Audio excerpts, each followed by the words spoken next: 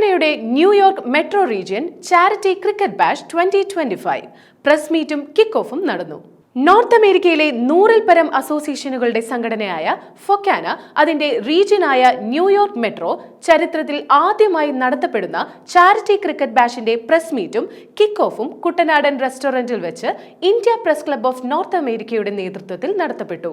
Regional vice president Laji Thomas press മീറ്റിൽ പങ്കെടുത്ത നേതാക്കളെ പരിചയപ്പെടുത്തുകയും സ്വാഗതം ആശംസിക്കുകയും ചെയ്തു. Fokana president doctor Sajimon Antony press മീറ്റും കിക്ക് ഓഫും ഉദ്ഘാടനം ചെയ്തു. കൂടാതെ regional secretary Don Thomas, treasurer Mathew Thomas, event coordinator Jins Joseph, media coordinator Joel Zachariah, ഫൊക്കാനയുടെ മുതിർന്ന നേതാക്കൾ, പ്രീമിയം സ്പോൺസറായ Thomas Palathra, Leela മാരേറ്റ്, Noah George, ഈവൻ ഗ്രാം Jojo, Agape insurance Roshan Thomas, PSG insurance Preeja Sunny George എന്നിവരും പ്രസ് മീറ്റിൽ പങ്കെടുത്തു.